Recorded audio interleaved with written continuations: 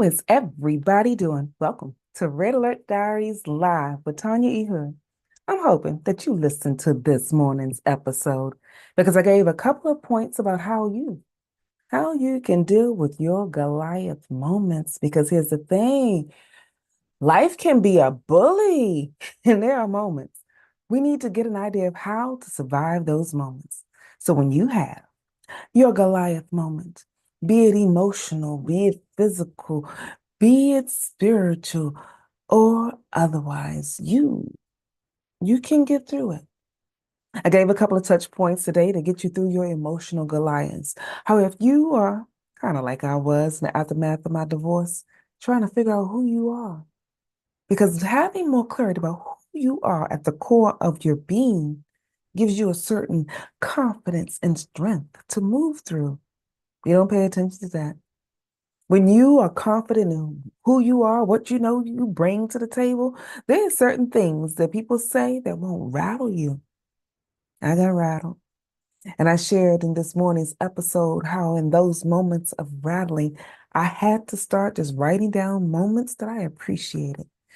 I'd gone through a space where there was so many things that was just causing me a little bit of angst. So I had to remember, yeah, this may be a difficult moment here, but I had a good moment there. So I started writing down those gratitude moments. Talked about it being a gratitude journal for some. Whatever you decide to call it, if you need to capture moments of your greatness, of your goodness, of the things that you are amazing at, write it down. It is when you write those touch points that you get the chance to be supported. It's more for you than it is for anybody else because nobody needs to see what you are writing. But at the end of a year, when you have some of those down points, you will have about 400 touch points of gratitude. Another thing that I shared this morning was there are times when you are fighting your battles. Whatever that battle may be, you have to give yourself a personal pep talk. You may need to be your own cheerleader. There are times, and some of you have heard, I got married at 21. After 11 years of marriage, I found myself going through a divorce, having to raise my two sons alone.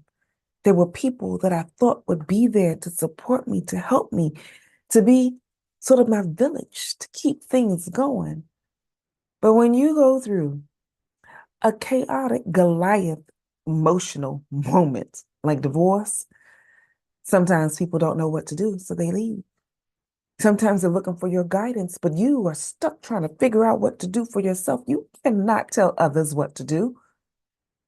So when I thought that I would have an army to help me fight my Goliath moment, it didn't happen. So I had to figure out, what am I going to do now? Piece by piece, moment by moment, I have to gauge, what am I supposed to do? And I had to push myself through the process, go through the pressing. Nobody sees what I'm doing. This moment makes it better for me. If no one understands my progress, I still know I made a step, because to the world, I was taking 2 steps forward, 5 steps back, but I was still making forward movements. So I had to check myself. Tanya, it's okay. You're moving. You are still moving. There will come a time when you are moving into a space and place where momentum will guide you into a better direction. And you won't feel like you're falling behind. But that requires you trusting you. Because when the world starts saying, I don't know why you think you're doing that, I don't know what progress you think you're going to make, nothing works out for you, don't listen to that chatter. Let that be tossed somewhere. Don't let that chatter start infiltrating your soul. This is where writing down those moments of gratitude will give you strength to go through the pressing. And those are times, sometimes, when you are feeling like David, not the King David that's sitting on the throne, but the David, the little shepherd boy. Yeah, it was the shepherd boy that beat Goliath. You see, while life was roaming around being a bully to you, trying to break you down emotionally, trying to break you down physically, trying to break you down spiritually, trying to break you down, for many of us, financially is where we see it happen. Hmm. You are the shepherd boy. It wasn't King David that beat Goliath. It was the shepherd boy that was watching over things that people thought were dumb. It was a shepherd boy watching over things that people thought were useless. It was the shepherd boy that was watching over the things that no one else wanted to pay attention to. And in that lowly position, he chose to do it well. So wherever you are, if someone deems that position on the low ranks of the totem pole, you can still do it so well that you hone your skills there, that you maximize what you do there, because it was David honing his skills, taking care of the sheep, that he knew how to work that sling. So that when he picked up those 5 smooth stones to go run towards Goliath, oh yeah, he ran to the thing that was trying to bully him. So when life wants to be a bully to you, run. Run to it, not from it. You cannot get the victories often that you desire while you are in hiding. You see, the army of Israel was just standing on the sidelines while this behemoth of a man was screaming and spewing issues at them. For 40 days, Goliath will go up. If you can beat me, then you will win. You are weak, all of these various things. Life will do that to you as well. If you were really smart, you wouldn't have been in this situation. If you really knew how to do this, you could be in a better position. Oh, you just got divorced and you're moving there. If you were better, you could. Don't let life be a bully to you. Don't let Goliath moments try to take you out. Do what David did. Run to them. He took what he had as his skill set, the thing that he had been mastering in the dark, the piece that he had been working on that nobody thought would be beneficial anywhere, and he became skilled at it. Start working on your skills in the dark. What is it that you do well that somebody may have discounted? For me, the thing that was being discounted is the fact that I like to read, I like to study, but research, my research moments have served me well. It was in the researching that I found a way of getting out of the financial debt that caused me some types of issues. Because in the aftermath of my divorce, that $35,000 looked like a behemoth. That was my Goliath moment. But my small little skill, the thing that I started back in grade school, the little girl that used to read while she was walking. Yeah, that little girl still likes to read. That little girl still did some searching. Who did you used to be? That thing inside of you that revealed some elements of your being. We forget our gifts because life as a bully tries to make you think it's not worth it. But there was a time when you were fearless. Just like little David, you had those moments where you were fearless. Try to go back and remember what it was. What did you like? Because sometimes you still have microcosm moments that you're still doing it. I still like to read. But while I was living life in my marriage, trying to keep the household together and the boys situated and do the best I could to try to put a grip on the marriage that was already falling apart. Here's the thing, that gripping that you're doing while you're holding on to something that does not want to be held, while you're holding on to the thing that is causing you pain, while you're holding on, your hands are closed and you can't receive. The receiving comes with you being vulnerable, being open, and it's hard. I know it is not an easy journey to start sharing pieces of who you are, revealing some parts of what you believe when the world says that little thing right there doesn't mean much. I want you to know, appreciate the little thing and start letting go of some of those things so that you can begin to receive. Because in the aftermath of my divorce, I wasn't doing this thing called marriage again. The chaos that I had walked through and all the drama that life was putting me through, I felt defeated with life being Goliath, throwing things at me. But I discovered a little part of me, the David piece of me that likes to read, that likes to research, that likes to make certain I put a strategy together. I started with one small microcosm of a strategy. It wasn't a whole lot. That strategy was get out of bed. That was it.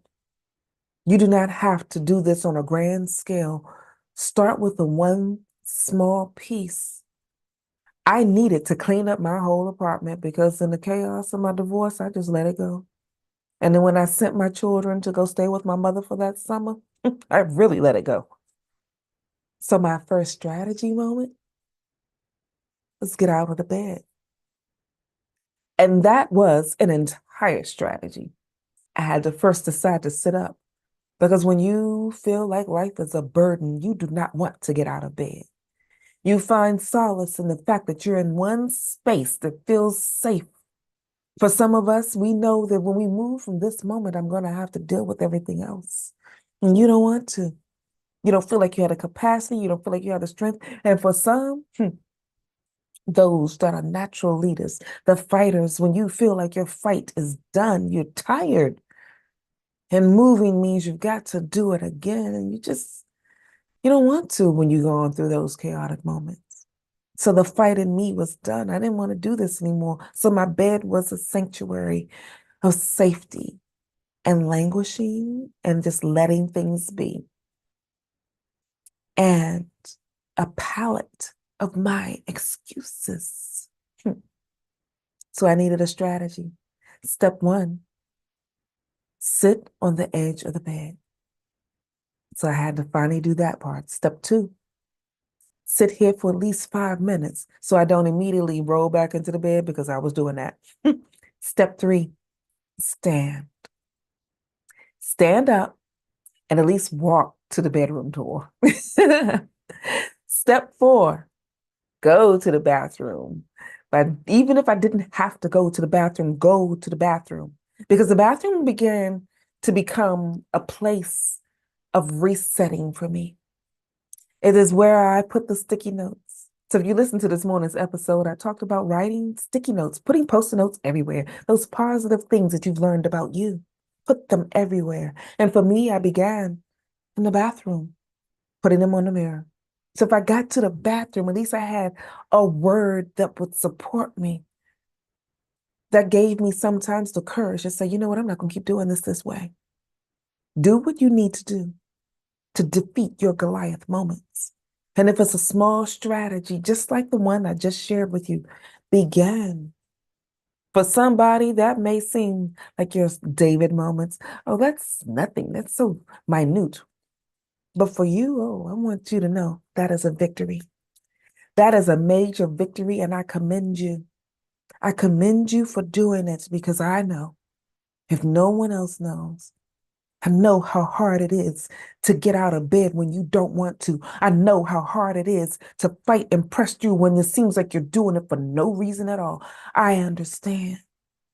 And I want you to know that when you do it, you will get to the other side, getting to the place that you have once dreamed where things are better and your world is whole. It will happen. You just gotta press through.